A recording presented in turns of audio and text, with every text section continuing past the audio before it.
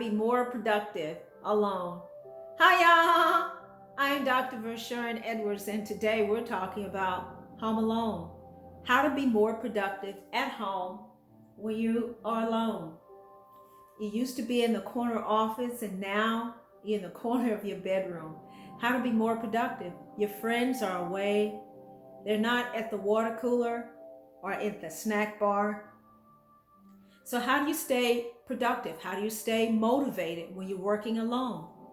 Well, I'm just sharing with you some of the things that I've done and that helped me along my journey. So, here we go. The first thing, and you're working alone to be more productive, is to grab a calendar.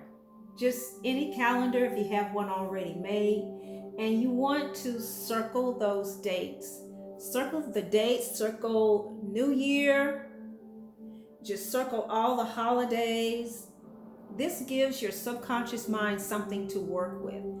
And just all the holidays, and you just circle them. You can use any color pen.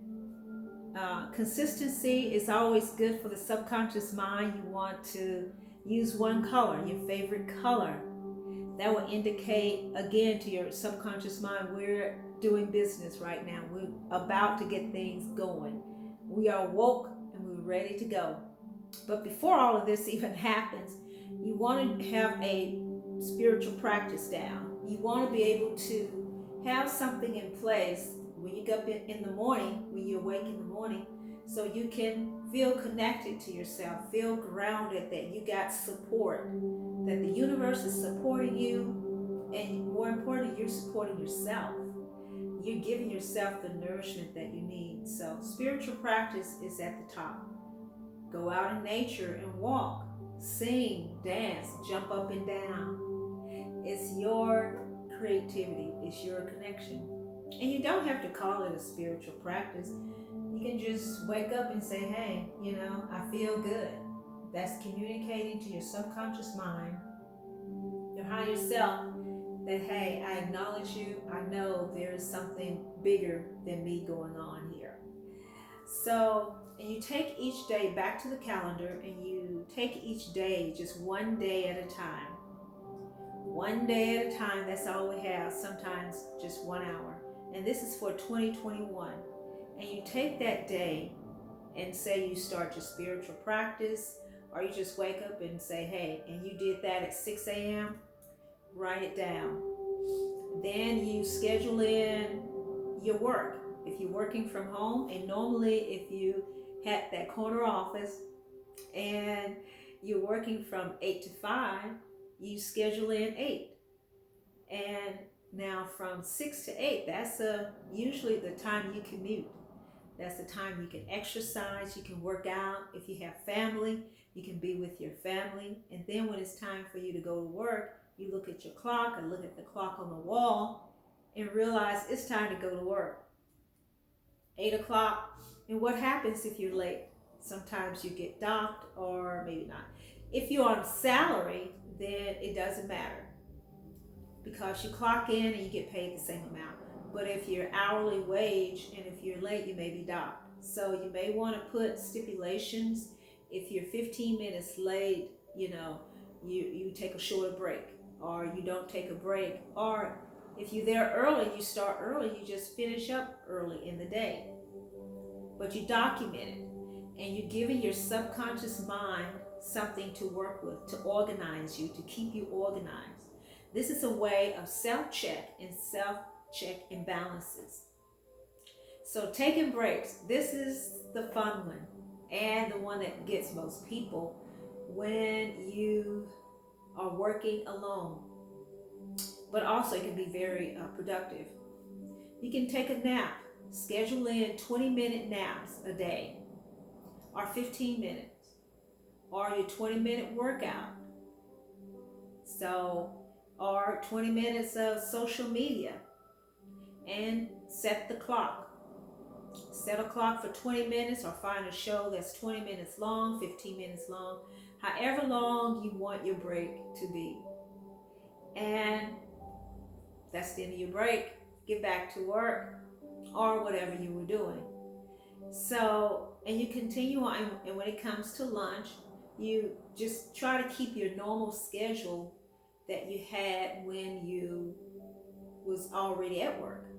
So normally at work, if you work in uh, 8 hours, or even if you work 10 hours, and you may have work 3 hours at a time, and then you take a break. So you want to do it in small bite sizes. So you work 2 or 3 hours, you take a 20-minute break, 15-minute break. Then you may have your come back, work another 2 or 3 hours, and then you take lunch or no lunch. And then you work another 2 or 3 hours, take a 15-minute break. So you want to break it up so it won't be so rigid. And you want to maintain this type of work style. Now, this is a work style that we're coming into, and we'll get into more details about how to actually fit in and having ways of keeping yourself motivated. But getting a basic calendar for the first 3 months is fantastic, or any calendar that you choose to get. So this is a great idea. This has helped me along the way. I just love doing these calendars. It has really helped me stay on track. So, and that's what you want to do how you can be more productive along the way by yourself. Sometimes we all are working by ourselves, and we don't have that support team. And developing a community. So you can write in here, 1 day a week, you take a mental hygiene break. You just do nothing. I'm just sharing with you some of the things that I do. You just do nothing. You've been at it, hard at it, and just take a day, a half a day, and relax. Do nothing, read a book, play with your kids, watch your favorite movie. Just really treat yourself well. And when you come back the next day, you're fresh, you're ready to go, you have your new ideas, and all is well. So these are just a few simple things that we can do. But first, getting that calendar, a basic calendar. And even you can develop your own calendar. You can go on the internet and just get a sheet of paper and fill in the dates. And also circle the new moon, the full moon. These are on the calendar for a reason. Do your research and understand what a full moon, half moon, 3/4 of a moon mean to you. It's on the calendar for a reason. Just like presidents' birthdays and all significant birthdays, and your birthday, it has a meaning, and it's on the calendar. It's on your personal calendar. So doing things like that will make you more productive alone.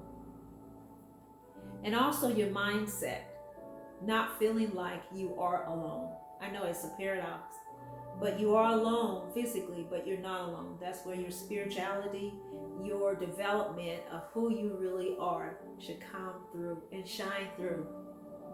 And you just take a step back and allow your inner being to glide through. Having those scriptures will help tremendously in supporting you, just falling deeply into who you are right now. It is tremendous on the earth. This is 2021. We are entering in the age of Aquarius. The innovation, be witty in 21. Find things that will uplift you and others. It's community.